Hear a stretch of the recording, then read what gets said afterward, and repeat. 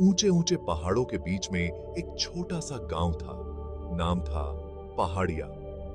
यहाँ के लोग बहुत ही सीधे साधे और मेहनती थे। नदी का साफ पानी, हरी भरी वादियां और ऊंचे ऊंचे पेड़, ये सब मिलकर पहाड़िया को बहुत सुंदर बनाते थे। गांव के लोग प्रकृति से बहुत प्यार करते थे। उनके लिए जंगल भगवान की तरह था। वे पेड़ पौधों की पूजा करते थे। गांव के बच्चे भी प्रकृति की गोद में पले बढ़े थे। नदी किनारे खेलना, पेड़ों पर चढ़ना और पक्षियों की आवाज में खो जाना, यही तो उनका बचपन था। पहाड़िया भले ही एक छोटा सा गांव था, लेकिन यहाँ के लोगों का दिल बहुत बड़ा था। सब एक दूसरे की मदद करते थे और मिलजुल कर रहते थे। पहाड़िया गांव के मुखिया थे धीरज। धीरज एक नेक दिल और समझदार इंसान थे। उनका मानना था कि प्रकृति हमारा खजाना है और हमें इसकी रक्षा करनी चाहिए। धीरज अक्सर गांव के बच्चों को इकट्ठा करके उन्हें पेड़ पौधों की अहमियत समझाते थे। बच्चों, ये पेड़ पौधे हमारे दोस्त हैं। ये हमें फल देते हैं, छाया देते हैं और हमारे जीवन को खुशहाल बनाते हैं। एक दिन धीरज ने देखा कि कुछ बच्चे एक पेड़ पर पत्थर मार रहे हैं। यह देखकर धीरज को बहुत दुख हुआ।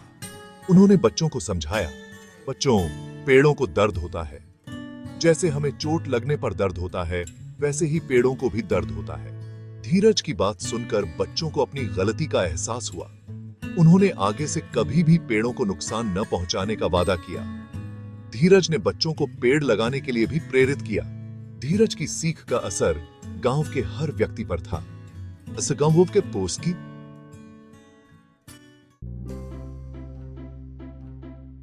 पहाड़िया गांव के लोग अपनी जरूरत की हर चीज जंगल से ही पूरी करते थे।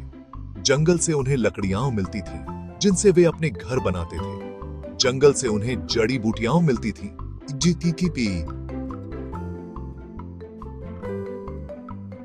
जिनसे वे अपनी बीमारियों का इलाज करते थे। नदी से उन्हें शुद्ध पानी मिलता था, जो उनकी प्यास बुझाता था और उनके खेतों को सींचता था। गांव के लोग जंगल और नदी का बहुत सम्मान करते थे। वे जानते थे कि उनका जीवन जंगल और नदी पर ही निर्भर है।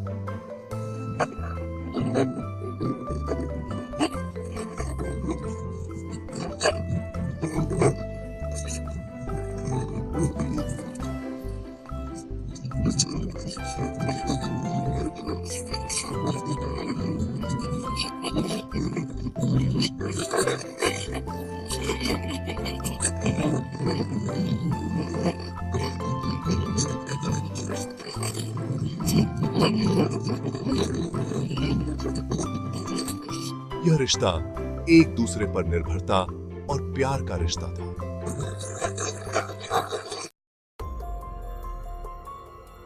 मेरे पास एक ऑफर है जो आपके गांव को बदल सकता है। यहां पर एक खनिज मिला है जो बहुत कीमती है।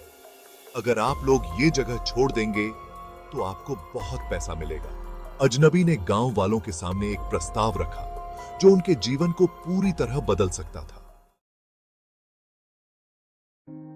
हम अपने बाप दादाओं की जमीन को कैसे छोड़ सकते हैं? यह तो हमारी पहचान है। लेकिन अगर हम यहीं रहे और उस खनिज की खोज होती रही तो हमारा सुख चैन खत्म हो जाएगा। हमें सोच समझकर फैसला लेना होगा। गांव के लोग दुविधा में फंस गए थे। एक तरफ उनकी जड़ें थीं और दूसरी तरफ एक अच्छे भविष्य का सपना। हम अपने गांव की रक्षा करेंगे। यह हमारी धरती है और हम इसे नहीं छोड़ेंगे। हमने आपकी बात सुन ली है और हम आपकी मदद करेंगे। आपकी जमीन की रक्षा की जाएगी। गांव वालों की एकता और मजबूत इरादे ने उन्हें जीत दिलाई। उनकी जमीन बच गई और उनका गौरव भी।